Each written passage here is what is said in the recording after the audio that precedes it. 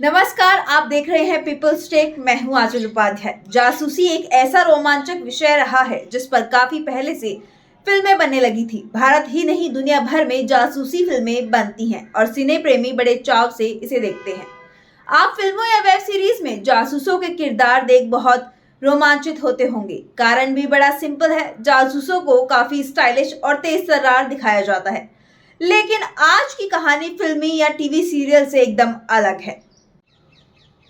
क्या आपको किसी ऐसे भारतीय साधु के बारे में पता है जिन्होंने सुदूर हिमालय पर जाकर असल जीवन में जासूसी की हो?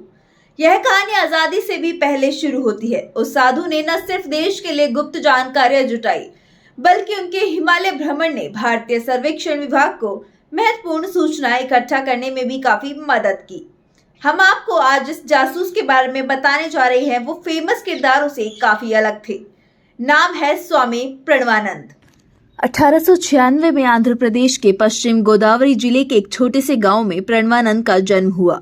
तब उनका नाम कनकंदड़ी वेकेंट सोमायोजुलु रखा गया था। स्कूल की पढ़ाई पूरी करने के बाद उन्होंने दयानंद एंग्लो वैदिक कॉलेज लाहौर में एडमिशन लिया। पढ़ाई के बाद कनकंदड़ी लाहौर में ही रेलवे अकाउंटेंट दफ्तर में नौकरी करने लगे। सितंबर 1920 में वह महात्मा गांधी के असहयोग आंदोलन में शामिल हुए। अगले 6 वर्षों तक वह आजादी की लड़ाई में गांव-गांव, शहर-शहर घूमते रहे। अपने जिले में कांग्रेस पार्टी के एक सक्रिय कार्यकर्ताओं के रूप में काम करते रहे।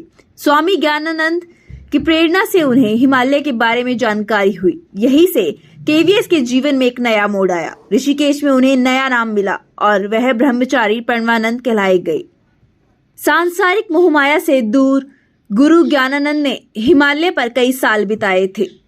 उनके नक्शे कदम पर चलते हुए प्रणवानंद ने पैदल यात्रा शुरू की। वह सबसे पहले कश्मीर के रास्ते कैलाश मानसरोवर के लिए निकले। रास्ते में कुछ दूरी का सफर उन्होंने घोड़े पर तय किया। वह साल 1928 था। देश अंग्रेजों की गुलामी से आजाद होने के लिए संघर्ष कर रहा था। 1935 से लगातार हर साल 1950 तक प्रणवानंद कैलाश की यात्रा करते रहे। अपनी यात्राओं के दौरान उन्होंने क्षेत्र में झरनों, नदियों जैसे जल स्रोतों के बारे में बहुमूल्य वैज्ञानिक जानकारियां जुटाई। आपको जानकर ताज्जुब होगा कि प्रणवानंद ने ही सिंधु, ब्रह्मपुत्र, सतलुज जैसी नदियों के अलग अलग उद्गम स्थान बताए। तब तक ऐसा माना जाता था कि ये नदियां कैलाश पर्वत के पास मानसरोवर झील से निकलती हैं। उनके द्वारा जुटाई गई जानकारियों और निष्कर्षों को 1941 से सर्वे ऑफ इंडिया ने सभी मानचित्रों में शामिल कर लिया। स्वामी प्रणवानंद ने कैलाश क्षेत्र पर 3 किताबें लिखी। हमारी कैलाश यात्रा 1932 में आई। पवित्र कैलाश और मानसरोवर की 4 प्रमुख नदियों के स्रोत समेत 2 किताबें 1939 में आईं। हिमालय की कंदराओं में घूमने वाले वह साधु वास्तव में एक वैज्ञानिक, लेखक, वन्यजीव संरक्षक, पर्यावरण प्रेमी तो थे ही। उन्होंने चीन बॉर्डर पर गुप्तचर के रूप में देश को बहुमूल्य जानकारियां दी। भारत की आजादी के बाद स्वामी प्रणवानंद के कार्यों को मान्यता मिली। उन्हें स्वतंत्रता संग्राम सेनानी के तौर पर पेंशन मिलने लगी। हालांकि स्वामी प्रणवानंद ने अपने हिमालय भ्रमण को बंद नहीं किया। वह 1950 से 1954 के दौरान लगातार कैलाश मानसरोवर यात्रा करते रहे। उस समय चीन में माओ का राज था और इस क्षेत्र पर कम्युनिस्ट देश की सेना PLA का कब्जा हो चुका था। तब भी वह एक गुप्त एजेंट के तौर पर काम करते रहे। स्वामी प्रणवानंद चीन के कब्जे के बाद भी 5 साल तक कैलाश मानसरोवर क्षेत्र में आते जाते रहे। यह उनकी अपनी पहल थी। बताते हैं कि उन्होंने भारत तिब्बत सीमा पर पाकिस्तान और ESI मिशन एजेंटों की खुफिया गतिविधियों के बारे में 4000 पेज की सूचना जुटाई थी।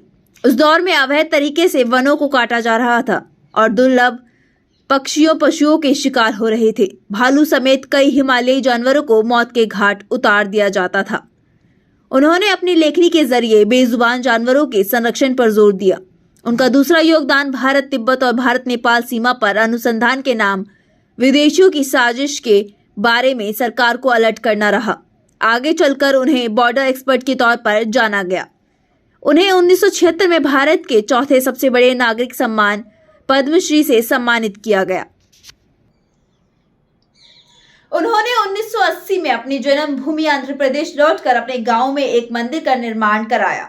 1989 में 93 साल की उम्र में स्वामी प्रणवानंद ने इस दुनिया को अलविदा कह दिया। दुर्भाग्य है कि आज की पीढ़ी को उनके योगदान के बारे में जानकारी ही नहीं है। उन्हें किताबों में भी कम जगह मिली है। जब भी देश के जासूसों की कहानियां लिखी जाएंगी, उनका नाम गर्व के साथ लिया जाएगा। फिलहाल के लिए बस इतना ही। देश और दुनिया की तमाम बड़ी खबरों के लिए लाइक, शेयर और सब्सक्राइब करें पीपुल्स टेक। नमस्कार।